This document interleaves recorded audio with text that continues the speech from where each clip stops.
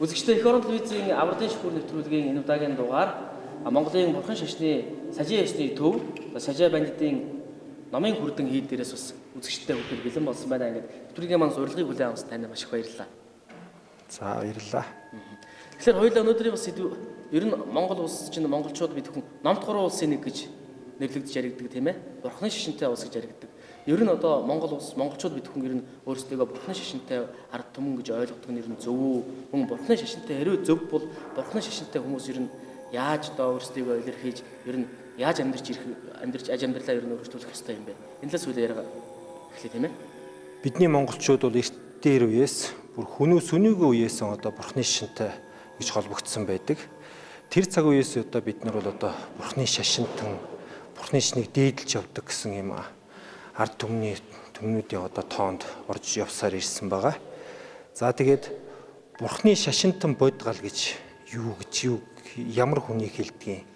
Бурханы шашин гэдэг маань одоо ямар учир утгатай зүйл юм гэдэг талаас нь бол товч тайлбарлахад одоо бурханы шашин гэдэг маань бол эндхийн их бандита луван игнингийн альдсан дамбичоны намнид лүндэн догой чоны ингэж альдсан байдаг. Тэр бол бурханы шашны номлол ном гэдэг маань бол одоо лүм буюу одоо бурхан багшийн айлдсан энэ ганжуур гэдэг одоо 108 бот байна. Бурхан багшийн хойно одоо мэндэлж гарч ирсэн одоо олон энтхийг төвдийн бандита нар утгат хувилгаадын бүтээсэн одоо данжуур судрууд байна. Энэ одоо хөлгөн судруудыг бол одоо лүнгийн номлол буюу одоо бурханы шашны одоо лүнги чой гэж хэлж байгаа юм. Энэ бурхан багшийн энэ сургаал номлол дээр тэр данжуурыг одоо судлаад тэрэн дээр өөрт нэг юм онол мэдлэг орж ирнэ дээ. Эн чинь бол одоо догбий чоо буюу одоо өөрийн одоо онолын номлол юм аа. Ийм одоо иш онолын номлолыг одоо бурханы шашин буюу одоо бурханы шашин ном гэж байгаа юм тий. Иш онолын одоо номлолыг судалж мэдээд түүн дээр одоо бурханы хутгийг олох тэр өвдөс төрөх 6 зүйлийн хамаг амьтдыг одоо зовлонгоос гитлэх тийм өвдөс төрөх. За эднэрийг бол одоо бурханы шашин буюу одоо бурханы шашны номлол гэж байгаа юм. Бурханы шашинтай одоо бодгал буюу одоо бурханы шашинтай хүмүүн гэдэг ямар хүмүүнийг хэлэх вэ гэхээр чухаг дээд гуравт одоо аврал одуулагч тэр бодгалыг бурханы шашинтан гинэ гэж байгаа байхгүй. Тэгэхэд бол одоо манай Монголын бол одоо хүн амын голцоо одоо 70-80% нь бол бурханы шашинтай би бурханы шашинтай шарын шашнаа дээдлж явдаг гэж ярьдаг боловч би ямар үндслээр би бурханы шашинтай вэ гэдгийг одоо мэддэг тийм ээ. Тэгэхээр бол энийг бол бас үзэгчдэд бол маш сайн тайлбарлаж өгөх ёстой. Жухаг дээд гурав гэдэг маань одоо бурхан жухаг дээд, ном жухаг дээд, хувраг жухаг дээд гэдэг. Энэ гуравтан одоо чин сэтгэлээс одоо сүсгэлж бишрэлж энийг одоо авралд барьж явдаг. Тэр хүмүүнийг тэр бодгалыг бол одоо бурханы шашинтай хүн гэж үзэх нь шүү дээ. Тэрнээс би одоо бурханы шашинтай гэр бүл төрцсөн, бурханы шашинтай одоо нэг улсад төрцсөн гэж бодоод би бурханы шашинтай гэж одоо бодож явах тийм бол одоо өрөөсгөл байгаа байхгүй. Тэгэхээр бол би бурханы шашинтай болохын тулд энэ орчлонгийн мөн чанар гэдэг маань одоо зовлонгийн мөн чанартай юм. За энээс одоо гитлэх юмсан гэсэн тийм үйсгэл сэтгэл төрөөд тийм ээ. Тэгээ одоо гитлэхийн тулд би яах вэ гингүүт одоо нөгөө бурханы шашныхаа чухаг дээд гуравт одоо аврал одуулъя гэж ингэж аврал одуулах сэтгэл төрсөн тэр цаг үеэс тэр хүн одоо бурханы шашинтай гэж одоо тооцогдож бурханы шашинтан болж яваа ийм учиртай юм байгаа. Монгол улсад ер нь бурханы шашин эдийн үеэс ер нь дэлгэрч эхэлсэн. Дээрээс нь монголчууд бас нөгөө улааны шашин, шарын шашин гэж бас үздэг тийм ээ. Тэгэхээр одоо сажийн ёс маань одоо ямар одоо урсгалд нь орж байна, ямар ёсонд нь орж байна. Энэ ер нь бас яг одоо сажийн ёс гэж ер нь хүмүүс төр нь ойлгуулахад ер нь тавчаар ойлгуулахад ер нь яг юу хэлэх вэ? Энэ дээр бас. За энэ Монгол оронд бурханы шашин одоо гуравтай дэлгэрсэн гэдгийг бол одоо түүхчид, судлаачид бол одоо нотлоод байгаа юм. Анх бол одоо хүнүүгийн үед одоо бурханы шашин Монгол дэлгэрж ирсэн байгаа. Тэр нь бол одоо ямар учир байдлаас одоо мэдэгдэж байна гэхээр одоо нөгөө хүнүүгийн нийслэл байсан хар балгаснаас Бурхны шашны одоо ном судар тэр маш ихээр олдож байгаа тийм ээ. За тэрүүгээр нь бол үндэслээд Бурхны шашин бол одоо бүр энтхээс нь шууд Монголд дэлгэрсэн юм байна. Тэр бол одоо хятад төвдөр дамжилгүйгээр шууд одоо Монголд одоо Бурхны шашин дэлгэрж ирсэн байна гэсэн одоо нотолж байгаа юм. Бас нэг нотлогоо нь бол одоо монгол хэл зүйд санскрит хэлний маш их хэллэгүүд одоо үлдэж хоцорсон байдаг. Одоо судар, шастер, бурхан, за тэгэл одоо ховрог энтер гэх жишээний тийм ээ. Маш олон ийм санскрит хэлний одоо үг хэллэгүүд одоо үлдсэн байгаа байхгүй юу?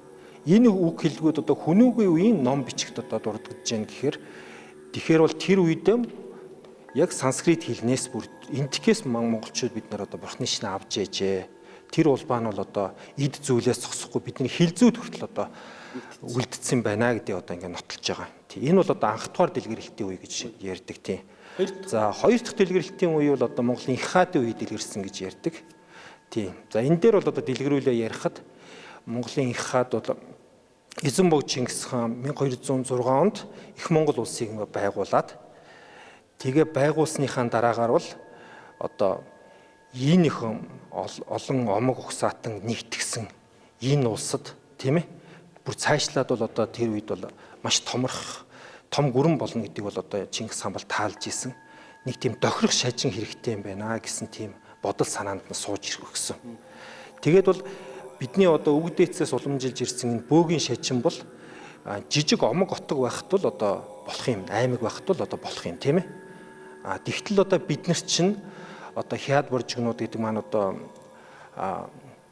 юуны бөөшөтлөгтэй байлаа гэхэд 8-ууд болохоор л одоо юу гэдгийг христийн шүтлэгтэй ч юм уу тийм ээ. Одоо баруун тишээ одоо ингээд өөр шүтлэгтэй оронгууд ингээд олон улсууд ингээд бид нар нэгдэн тийм ээ. Энэ нэгдсэн энэ туурхтны дорчин одоо нэг олонд одоо зөвшөөрөгдсөн нэг тийм том шажин хэрэгтэй юм байна. Тэрнээс бол одоо үг дээдсээс уламжилж ирсэн одоо гихтхийн бөөгийн шачин бол одоо учир дутагдaltaй юм. Жижигтэр омог отог байхад бол болж исэн боловч одоо цаашд бол одоо хэрэглэхэд хэцүү юм а гэдгийг эзэн бог Чингис хаан бол таалсан байгаа. Тэгээд бол маш их судалгаа явуулсан. Өөр шашнуудыг судалж ийсэн тийм ээ. Одоо түүхэндээ бол одоо бомбын ёсны жанчун бомбыг залж авчраал тэр шашныг авах гэж ингэж судалж байсан. За тэгэл күнзийн сургаалтын гуттай холбогдож ийсэн. За тэгэл энэ христийнхэн ингээл лалынхантай ингэж холбогдож ийсэн. Тэгсэн мөртлөө одоо яг эзэн богдын таалалд бол яг тийм буух шажин бол бас орж ирээгүй л байсан. Тэгээд бол түүхэндээ бол эзэн бог Чингис хаан 45 насны Улаанбаатар жил Тангууд улсыг дайлаар мартах үедээ ингэж түүх шашнаар тэмдэглэж үлдсэн байдаг. Төвдийн одоо сажин их дээдс сачин давгч алдсанд одоо цагт хэлгээсэн байдаг тийм ээ. Одоогоор бол би одоо төрийн хэргийг гүйцэлдүүлээд завгүй байна.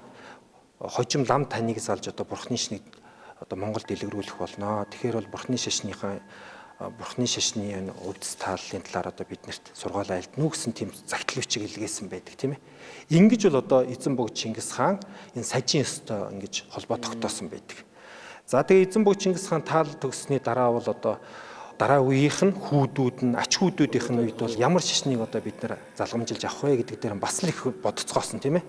Тэгтээ бол одоо энэ Гүйг хааны үед Гүйг хааны дүү болох одоо Гоод ноён Чингис хааны одоо загтал илгээж исэн тэр сачин давж алдсангийн одоо ач дүү болох саж бөнд унгаажилтсанд одоо загтал илгээж саж бөнд унгаажилтсан одоо Монголд залж авчирснаар 1244 онд одоо загтал илгээгээд саж бөндд унгаажилтсан одоо өөрийн ач дүүнэр болох одоо Павл ам лодой жилтсан Чагнаад орж ингээд энэ хоёрыг дагуулаад төвдөөс гарсан байд.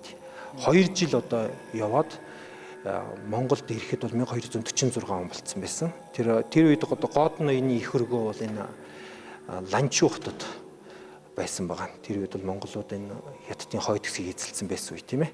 Тэгэл Ланчуу хотод одоо энэ Гоод ноёнтой уулзаж Бурхны шашны одоо үзэл сургаалыг тайлбарлаж судар тарны ясны ном айлдаж ингэснээр бол одоо тэр цаг үеэс эзэн бог Чингис хааны одоо яг хүсэл зорилготуудыг гүйцэлдүүлж Бурхны шашны одоо сажин ёс Монголд илэрхийлэх одоо энэ одоо улбаан тогтсон байдیں۔ 3 дахь дэлгэрэлт бол одоо Монголын 17 дугаар зууны үеэс ихэнх үеэс одоо эхэлсэн гэж үздэг.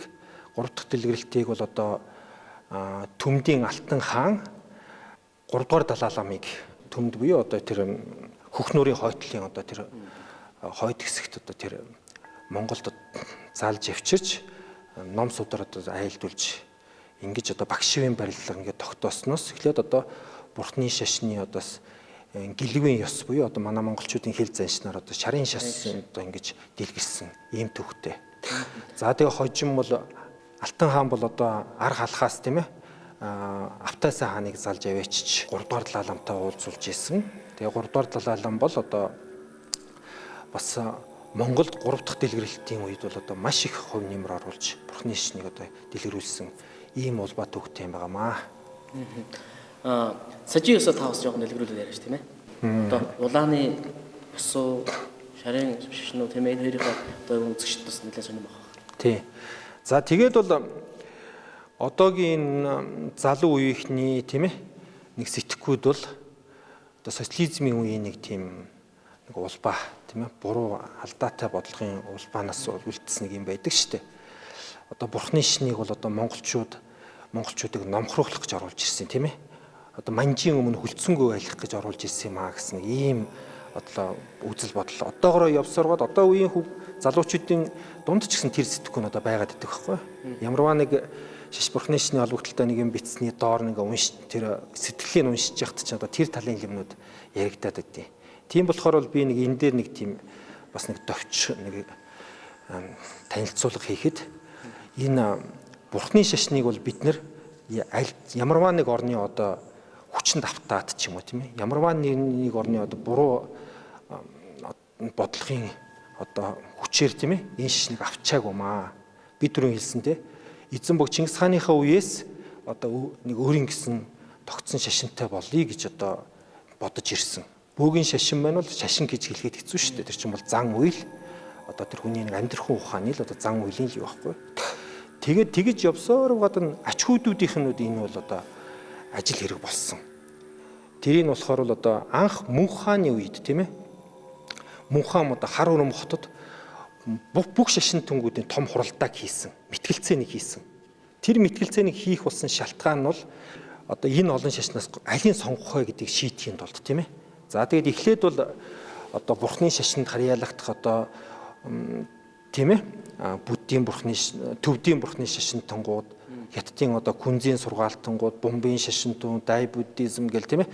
Тэгээ эдгээр ингээ хоорондоо одоо мэтгэлцээд за энээсэн бол одоо Төвдийн тэр Бурхны шашныг авч тэр үед одоо төлөөлөгдөж ирсэн Гармаба бол одоо үнэхээр ялгуулсан гэдгийг харуулсан.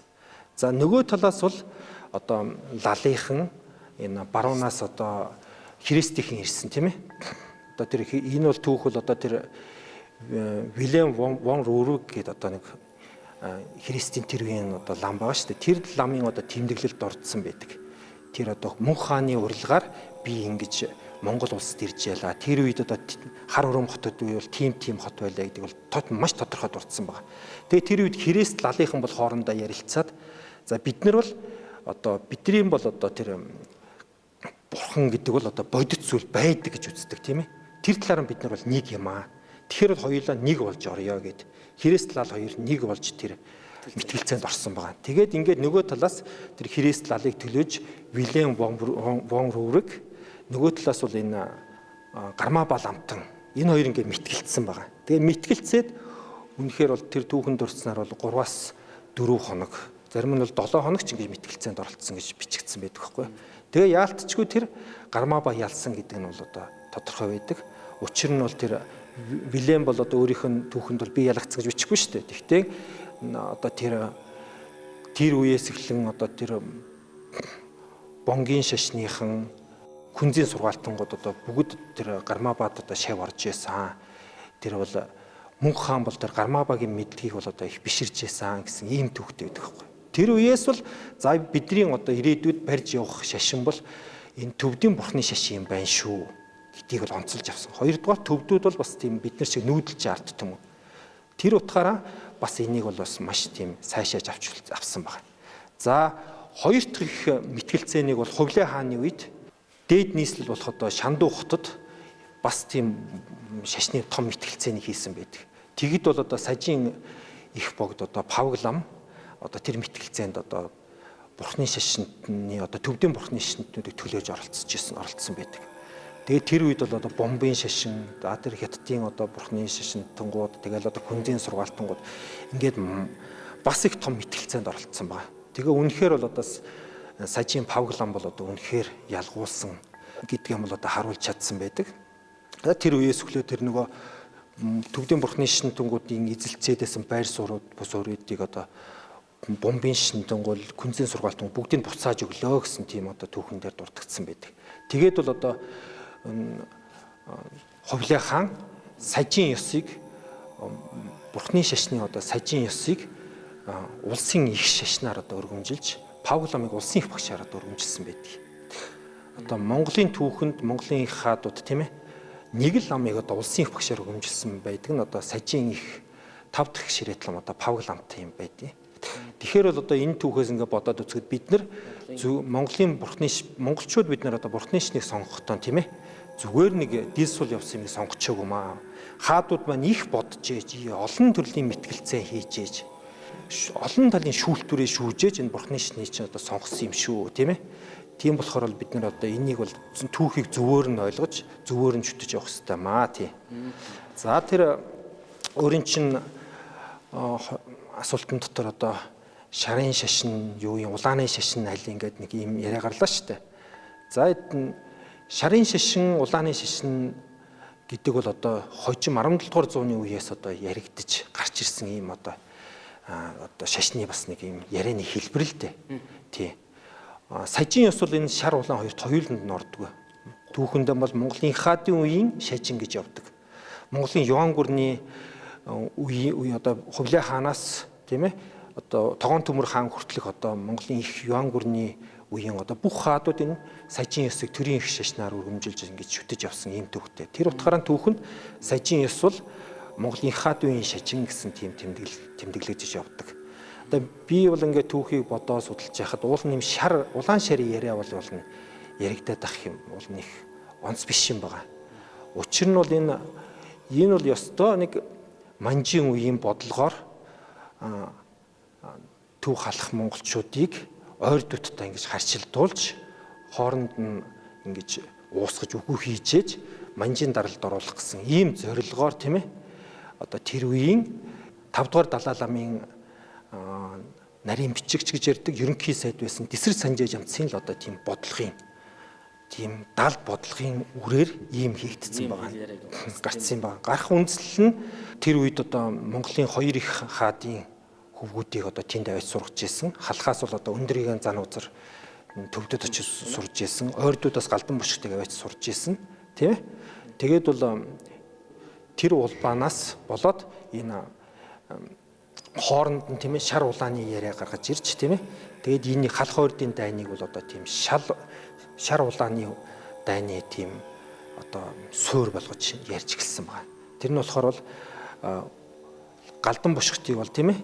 За өндөргийгэн бол одоо өндөргээний урд дөрүүд бол жонон биесний ламнараа. Тийм болохоор яг шарын шашныг бол одоо ингэ цаашид мандуулж дэлгэрүүлэхэд бол бас тийм хүчин чармаахгүй баха. Чи бол одоо шарын шашныг үндэслэгч богд зонховын одоо бошигтой лүндэнтэй одоо тийм хүн юм байгаа. Тэгэхээр бол чи бол одоо энэ шарын шашныг одоо мандуулна шүү гэсэн тийм ойлголтыг галдан бушигтын толгойд бол хийж өгсөн. Тэр нь одоо тэрний улбаагаар явсаар угаад халах хоёрдын дайн гарсан байдаг тийм. Хамгийн одоо түүхэн цаг үеийн хамгийн эзэгтэй агшин тийм ээ. Тэрнээс эзэгтэй агшин тийм. Өчнөө одоо 200 гаруй жил Монгол улс манжийн одоо иргэшэлд орсон. Хэрвээ магадгүй тухайн цаг үед түүхийг өөрөөр бичвэх тийм боломж монголчуудад байсан баг тийм ээ. Энэ хоёр хөвгүүний л асуудал байсан баг. Харин тийм байсан. Тэгтээ бол тэр өөрсдийн одоо муу буйны садан гэдэг чил тийм нөлөөтэй байгаа байхгүй. Тэр нөлөөнд автаж бол галдан бушигт бол ерөөсөн халахыг дайлаар мортох гол шалтгаан нь бол одоо тэр далд би зөвхөн шарын шашныг Монгол дэлгэрүүлсэн шүү гэсэн тийм атгах санаа үүрлж дайтж ирж исэн. Тэр ч утгаараа одоо Эрдэнэ 100 хэд бол одоо өмнө нь бол тэр сажийн ёс, гармабын ёс гэл одоо гэлэгийн ёс гэл бүхэл урсгалуудыг одоо нэгтгэсэн ийм хийд байсныг одоо устгад төвөөж исэн. За Хөгн хааны хэд бас улааны гэсэн тодтолтойгоор сүйтгэжсэн. Энэ улбаануудаас үзэхэд бол өөрийнх нь бодол санаанд бол зөвхөн шарын шишнийг л дэлгэрүүлэх юмсан гэсэн тийм бодол атгахыг явсаар байгаа ийм байдал төрсөн. Харин тэр цаг үед өндөр гэгэм бол маш их соргогоор хүлээж авч маш их хүлээцтэй байж тийм ээ. Өдий одоо монголчуудын одоо хүнд монгол үндэстэн, монгол соёл, хэл, шашинг авч үлдэхийн тулд төр зуурын одоо авралт барьж манжид дагаар орж тийм ээ. Дагаар орж одоо ингэж авч үлдснээр бол өндөр гэм бол үнэхээр гавьяатай. Тэгэхээр бол энэ бол дэлхийн нийтийн хил зүйд бол шарын шашин, улааны шашин гэж юм алга. Төвдүүд ч гэсэндээ хоорондоо бид нар улааныхан байгаа, шарын байгаа гэсэн яриа алга. Зөвхөн л энэ монголчуудын дунд л байгаа байхгүй. Гэтэ гарал үүсэл нь бол анх тэр Гүш хаан, Лэгдэн хаан энтрээс үүсэлтэй тийм ээ, хоорондоо талцсан тийм ээ. За хожим одоо Хүндэргийн Галдан бушгт хоёрын одоо хоорондын одоо хурцлыг энэ авчирсан тийм ээ. Тэгэхээр бол энэ бол нэг биднэрт сайн нөлөө бол авчираагүй шүү дээ. Тэгэл одоо бол ярьдаг бас хоорондоо. За улааны шашны хийдүүд болохоор бол тарины ёсны номлолны хүчтэй байдаг. Шарынхных болохоор судар ёсыг барьсан болохоор тарины хүчний ном нь хүч муутай гэсэн яриа гаргасан баг. Тийм бол биш шүү дээ. Бүгд л энэ дөрвчин дөрүүлэл одоо төвдийн бурхны шашны нэг үндэстэй сургаал бүх юм зүйл нэг одоо нэг ихтэй байх уу тийм нэг л ихтэй шүү дээ тий. Энтхийд балбаас одоо дамжуулж оруулж ирээл одоо төвдөд одоо 7 дугаар зууны үеэс дэлгэрүүлсэн ийм ёс. Төвдийн бурхны шашны чинь бол одоо няма монголчууд ер нь улааны ёс, шарын шашин гэж ер нь яг яриад шаардлага нь ер нь бол одоо үндсэндээ бол байхгүй юм байна шүү тийм ээ. Байхгүй юм байгаа болно. Бид нар бол одоо бурхны шашинтай хүмүүс бурхны шашинтан гэж нийтэд нь хэлээл тэр дундаа бид нар төвдийн бурхны шашинтай. Төвдийн бурхны шашинтан бол няма, сажаа, гаржидва, гэлэгва гэж 4 урсгал байд юм байна. Их дөрвөн урсгал гэж. За энэ их дөрвөн урсгал бол төвдөд бол анх 7 дугаар зууны үед дэлгэрээд тэр дэлгэрэлтийнхээ явцад одоо тэр энтхээс оруулж ирж байгаа тэр сургаал номлол дотор нэг зарим нэг орчуулгын алдаа гарч ирэнгүүт тийм ээ. Хуучин ёсыг нямын ёс буюу хуучин орчуулгыг дагагчд гэж нямын ёс гэсэн нэр өгөөд энэ гаржидвын ёс, саяжин ёс бол одоо 12 дугаар зууны үед ингэж гарч дэлгэрч 12 дугаар зууны ихэнх үед одоо дэлгэрч гарч ирсэн байна. Хожим одоо 15 дугаар зууны үед гэлэгва буюу одоо бидний хэлж ясаас шарын шишин гэж дэлгэрсэн. Тэрнээс биш бүр тусдаа эхнээсээ бол тусдаа явцсан юм бол байхгүй. Бүгд л нэг улбаатай л явах байхгүй. Одоо бидний хэл зайсан шарын шашин гэдэг байгаа бол судрын ёсны номлол сургаалаа ихэнх нь бол одоо сажаас авсан байдаг тийм ээ. Сажийн живзэн Риндава лантнаас бол одоо богдзонхоо бол тэр нарийн номлолууд авсан байдаг. За сахил санваар одоо сахил санваар гэж байгаа шүү дээ тийм ээ. Ангид ихтлэхийн сахил санварын одоо дамжилгаан бол гаржидвын ёсныхаас авсан байдаг. Гармабагаас залсан байдаг. За тарины ёсны номлол сургаал бол нямабаас аваад бусдаас нь бас одоо нийцүүлж аваад ингэж гол одоо цүм болсон бүх одоо юу нэгтгсэн ийм урсгалыг одоо гаргаж ирсэн байдаг байхгүй. Тэгэхээр бол одоо энэ бүх дөрвөн урсгал дөрвөлөл одоо нэг ихтэй юм аа. Нэг л номлолыг яаж байгаа юм байна.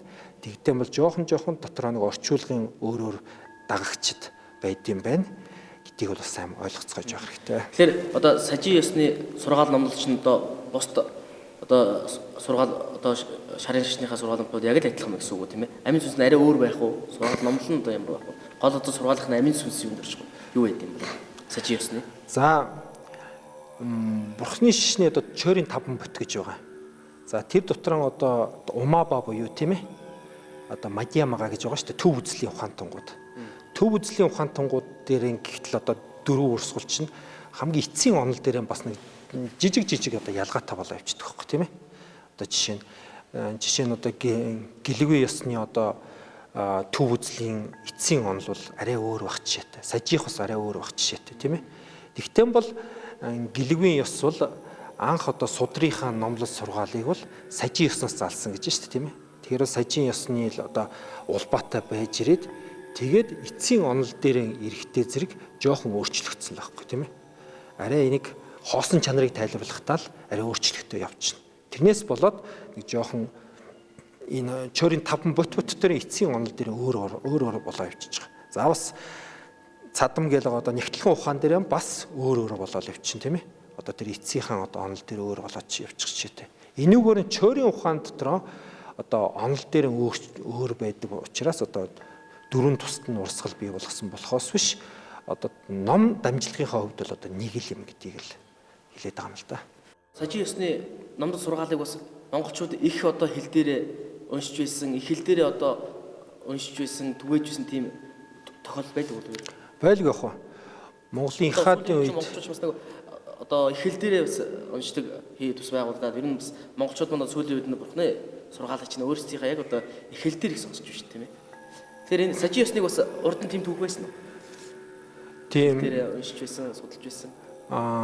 Годон хааны урилгаар Монголд мөрсөн анхны төв лам болох саж бэндэ дунгаажилсан монголчуудад зориулж одоо Субашиди буюу Эрдэнэ ирэх гэх Эрдэнэ сан гэдэг энэ номыг зохиосон байдаг.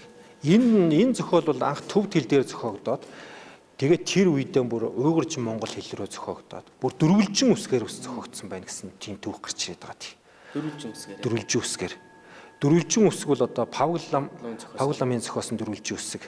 Хувлай хааны одоо гүйлэлж одоо дүртдгснаар тийм ээ.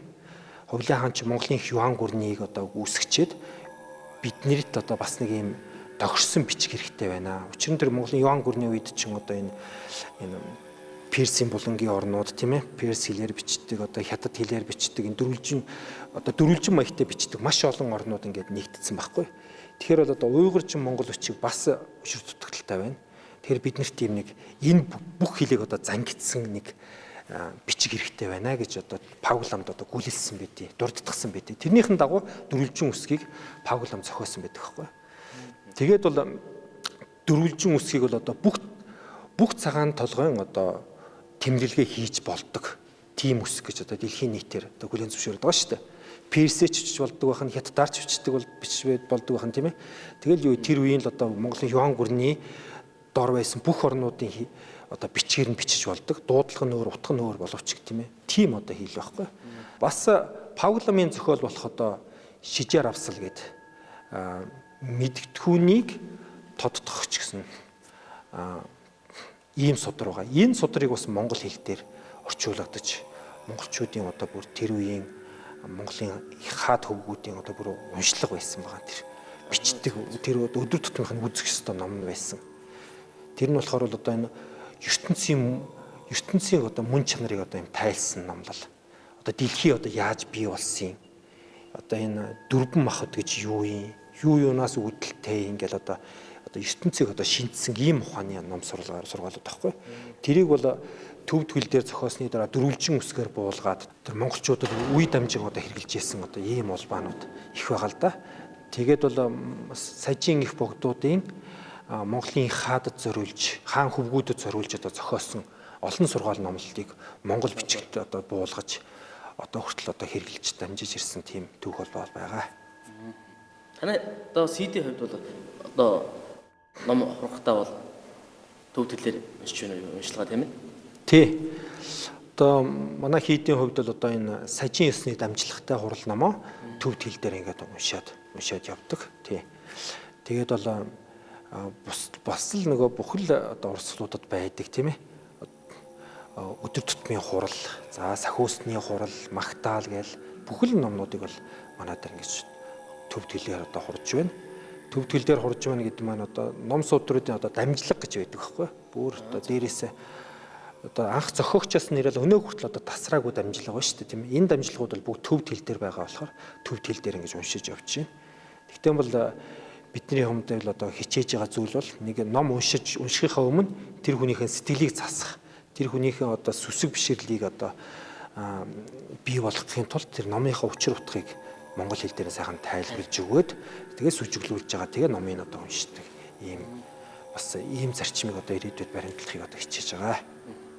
За баярлалаа. Ингээд бас нэвтрүүлгийн маань урилгыг хүлээн авсан танд маш их баярлалаа. Танай авсан хамт олонд цаашдын одоо буян номынхын ажилд амжилт хүсье. Өөдрөг бүтэмжтэй сайхан байх болтугай гэж ерөөний.